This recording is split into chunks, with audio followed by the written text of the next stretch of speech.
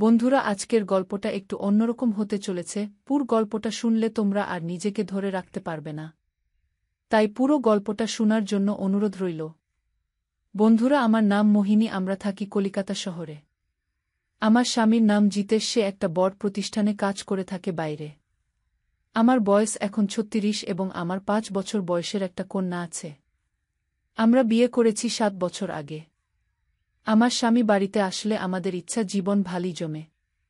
কিন্তু ১ বছর যাবত আমার স্বামী নিয়মিত ছুটি পায় না, তাই আসতে পারে না। গত কয়েক মাসে সে একবারও আসে নাই। আমি এখনও নিয়মিত ব্যায়াম করি। আমাকে দেখতে নাকি ৩০-এর কম মনে হয়। আমার শরীরের প্রতি আমি খুব যত্নশীল। আমার ওগুলো একটু বেশিই বড়। রাস্তা দিয়ে যখন হাঁটি তখন সবাই তাকিয়ে থাকে। আমি এখন আমার একমাত্র কন্যাকে নিয়ে একাই বাসায় থাকি। আমার শ্বশুর মাঝে মাঝে আমাদের দেখতে আসে। আমার শাশুড়ি মারা গেছে কয়েক বছর হল। আমরা সুযোগ পেলেই শ্বশুর বাড়িতে বেড়াতে যাই। শ্বশুর খুব খুশি হয় এবং আমাদের থেকে যেতে বলে। শ্বশুরের সাথে আমার সম্পর্ক খুব ভালো। শেষবারে যখন শ্বশুর বেড়াতে আসল, সে অনেক দিন এখানে থাকতে চাইল এবং তার যেহেতু এখন কোনো কাজ নাই তাই ২ সপ্তাহ থাকবে ঠিক করল। কিন্তু তার সমস্যা হলো তার আদরের নাতনি বাড়িতে নাই। শ্বশুর বেশিরভাগ সময় তার সাথেই কাটায়, কিন্তু তার নাতনির অবর্তমানে তার সময় ভালো কাটছে না।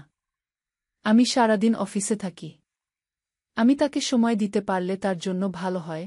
আমরা দুজনে মিলে মন্দিরে প্রার্থনা করতে যাই, রেস্টুরেন্টে খেতে যাই। সেদিন বৃহস্পতিবার আমি সিদ্ধান্ত নিলাম যে অফিসে যাব না। আমার অফিসেও খুব বেশি কাজ নাই। তাই আমি ভাবছি আমার শ্বশুরের সাথে কিছু ভালো গল্পগুজব করব। আমার শ্বশুর এটা শুনে খুব খুশি হল। তখন সকাল ৯টা, আমাকে বলল আমরা আজ সিনেমা দেখতে যেতে পারি। আমি একটু অবাক হলাম, কারণ আমি শ্বশুর সাথে কখনো সিনেমা দেখতে হলে যাই নাই। শ্বশুর যখন খুব বোরিং ফিল করছে তাহলে ভাবলাম তার কথা মতো সিনেমাটা দেখেই আসি। এই মাসে আমি একটি সিনেমা দেখেছি, তবু রাজি হলাম। তখন মর্নিং শো চলছে, মানুষজন খুব বেশি নাই।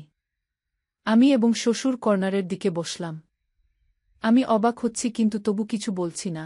সিনেমা শুরু হবার পরেই আমি টের পেলাম শ্বশুর আমার হাতটা তার হাতে নিয়ে সিনেমা দেখছে। আমার কেমন যেন ভালোই লাগছে। আমার কাঁপুনি বোধহয় শ্বশুর টের পাচ্ছে।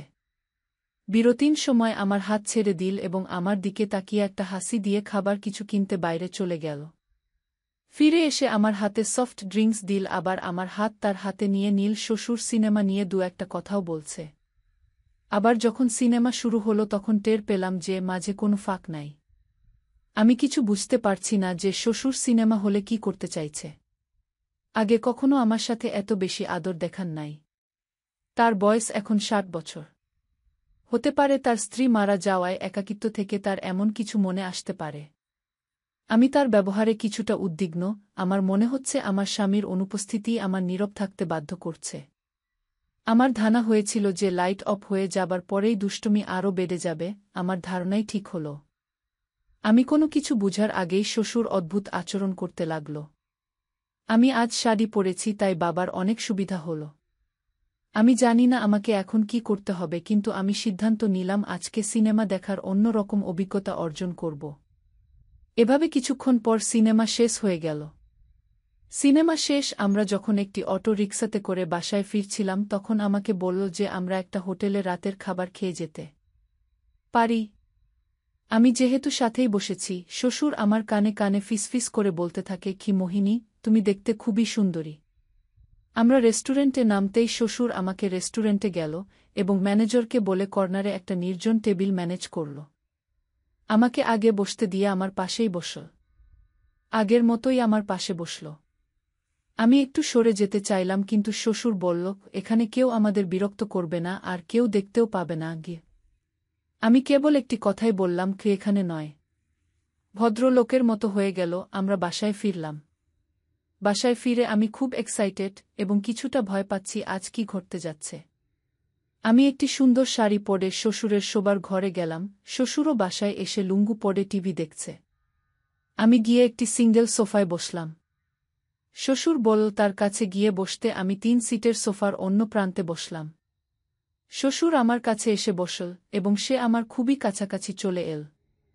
আমি বললাম, বাবা প্লিজ এমন করবেন না। গিয়ে সমর বলল, জিতেশ তো এখানে নেই, আমি জানি তুমি তাকে এখন কতটা প্রত্যাশা করছ, এবং তাই আমি তোমাকে সময় দিচ্ছি। আমি তার কথা শুনে অবাক হলাম, শান্ত হয়ে বসে আছি। শ্বশুর আসলেই এ ব্যাপারে একেবারে উস্তাদ। এই বিষয়ে আমি এখনও তার কাছে অনেক কিছু শেখার আছে। শ্বশুর বলে, এটা আমার জীবনের সবচেয়ে আকর্ষণীয় শিক্ষা।